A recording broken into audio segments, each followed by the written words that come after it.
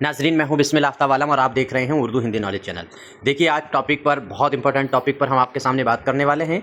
और यूपीएलटी ग्रेड का जो मेंस का एग्ज़ाम होने वाला है, तो इसमें आपको मालूम है 200 जुमलों में आपको जवाब देना होगा 10 क्वेश्चनों में, और 125 जुमलों में 10 क्वेश्चनों का और जवाब देना होगा। टोटल 20 क्वेश्चन होने वाले हैं।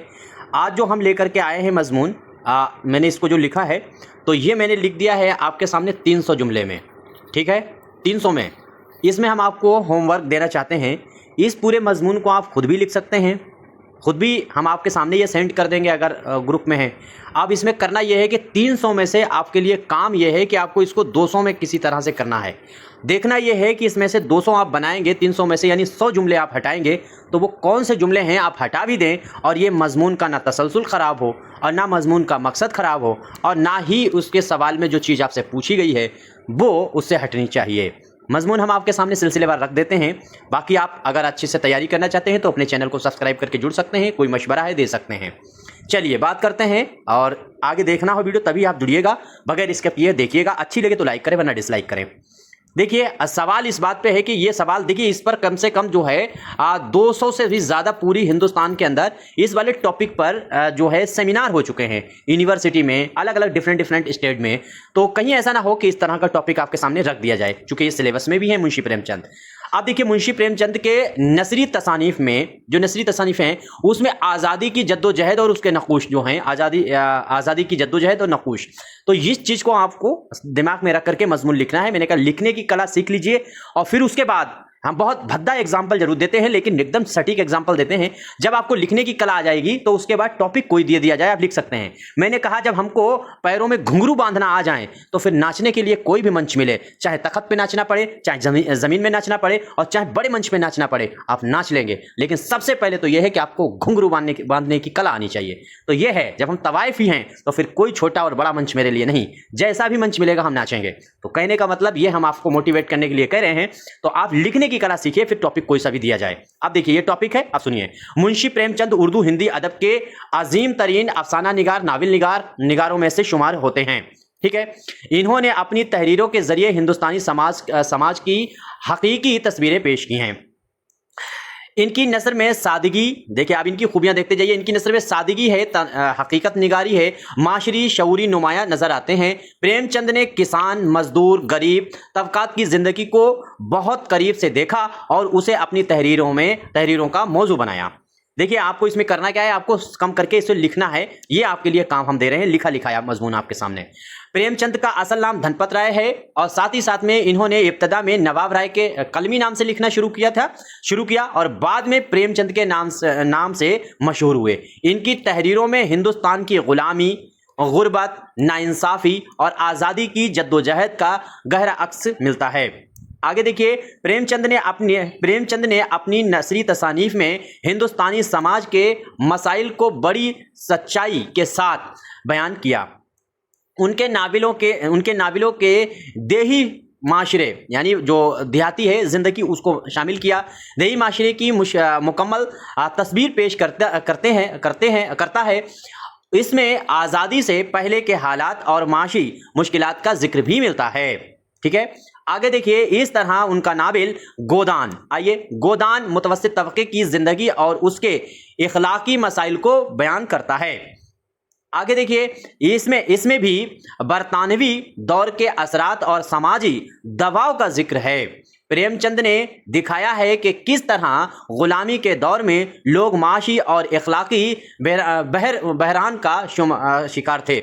आप देखिए, एक चीज़ याद रखिए कि आपको कामा जहाँ मैंने इस्तेमाल किया है वो वैसे ही इस्तेमाल करने का हुनर सीखना है, ये हम सिखाएंगे। प्रेमचंद की अहम तसनीफ है, ये भी नॉवेल है, करम भूमि।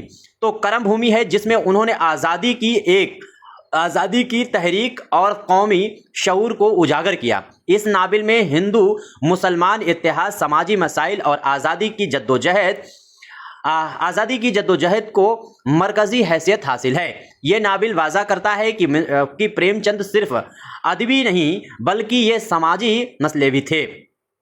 उनके अफसानों में भी आज़ादी और, यहाँ देखिए, आज़ादी और जुल्म के खिलाफ आवाज़ मिलती है। कफन, ایک مشہور افسانہ ہے جس میں غربت کی انتہا دکھائی گئی ہے۔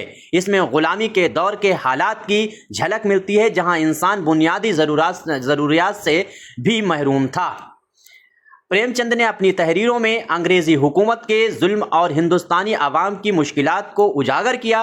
انہوں نے دکھایا کہ آزادی صرف سیاسی نہیں بلکہ معاشی اور سماجی بھی ہونی چاہیے۔ ان کے نزدیک حقیقی آزادی تب ہی ممکن ہے جب ہر انسان کو انصاف اور برابری حاصل ہو۔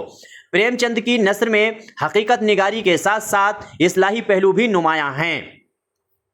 وہ چاہتے تھے کہ معاشرہ اپنی خامیوں کو پہچانے اور انہیں دور کرے۔ ان کی تحریریں لوگوں کو سوچنے پر مجبور کرتی ہیں۔ انہوں نے عورت کے مسائل کو بھی اپنی تحریروں میں شامل کیا۔ انہوں نے دکھایا کہ کس طرح غلامی کے دور میں عورتیں دوہری مظلومات کا شکار تھیں۔ اس طرح ان کی تحریریں صرف آزادی کی بات نہیں کرتی بلکہ ایک بہترین معاشرے کی بھی تصویر پیش کرتی ہیں۔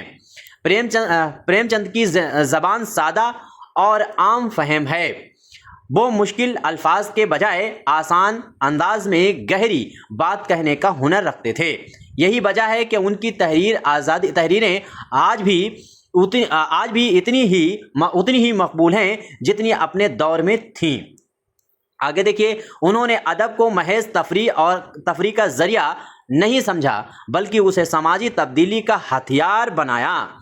ان کی تحریروں میں ہندوستان کی آزادی کی خواہش صاف نظر آتی ہے۔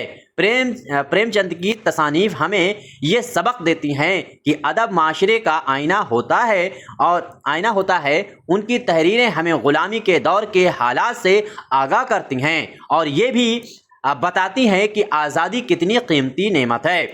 آخر میں یہ کہا جا سکتا ہے کہ پریم چند ایک عظیم ادیب تھے جنہوں نے اپنی نثر اور تصانیف کے ذریعے ہندوستان کی آزادی کی جدوجہد اور سماجی مسائل کو ہمیشہ کے لیے ادب کا حصہ بنا دیا۔ ان کی تحریریں آج بھی ہمارے لیے رہنمائی کا ذریعہ ہیں اور ہمیشہ رہیں گی۔ اس طرح سے یہ مضمون میں نے آپ کے سامنے پورا رکھا ہے۔ اب اس مضمون کو آپ کو گھٹا کر کے، میں نے کہا 300 میں ہم نے لکھ کے رکھا ہے، اس کو گھٹا کر کے آپ کو 200 جملے میں کرنا ہے۔ اب دیکھنا آپ کو یہ ہے کہ اس مضمون کو نوٹس بنا کر آپ اپنے پاس رکھیے اور کیا گھٹائیں گے جو آپ کا کام بن جائے۔ اب آخر میں ہم وہی بات کہیں گے کہ اگر آپ GIC کی تیاری کر رہے ہیں، UP TGT کی تیاری کر رہے ہیں، تو UP TGT 2025 اور 26 کے لیے اپنی کتاب شاہین ہے، اور جو اسکرین پر نمبر دکھ رہا ہے اس پر کانٹیکٹ کر کے آپ مجھ سے بات کر سکتے ہیں۔ اس کو منگا لیجئے، ریویو دیکھ لیجئے۔ اس میں 2000 کوشچن MCQ ہیں اور باقی 27 پیج جو ہے اس میں نوٹس دیا گیا ہے۔ ایک بار اس کا ریویو دیکھ لیجئے، بہت ٹاپ کی آپ کے لیے پریکٹس اور ریویژن کے لیے یہ بک ہونے والی ہے۔ اور باقی جتنے کلاس میں نے کرائے ہیں GIC کے اتنے کلاس دیکھ لیجئے، یہ کتاب پڑھ لیجئے، 110% آپ کا سلیکشن ہو جائے گا TGT میں بھی اور GIC میں بھی، جتنا میں نے پڑھا دیا ہے، جتنے بھی 10-12 ہزار کوشچن میں نے کروا دیا ہے۔ تو امید کرتا ہوں باتیں سمجھ میں آ گئی ہوں گی۔ اب آخر میں اگر آپ کو اچھا لگے ویڈیو تو لائک کر سکتے ہیں، ورنہ ڈس لائک کر سکتے ہیں۔ آپ کا کوئی مشورہ ہے دے سکتے ہیں۔ دوسری بات، اگر آپ کو چاہیے کہ کوئی خاص ٹاپک ہے جس ٹاپک پر آپ کو لگ رہا ہے کہ یہ مشکل ہے اور آ بھی سکتا ہے، تو ہم اس ٹاپک پر آپ مجھ کو بھیجیے گا، اور زیادہ لوگ اگر اس ٹاپک کو ریکمینڈ کریں گے تو پھر ہم اس ٹاپک پر ویڈیو آپ کے سامنے بنا دیں گے۔ شکریہ، خدا حافظ۔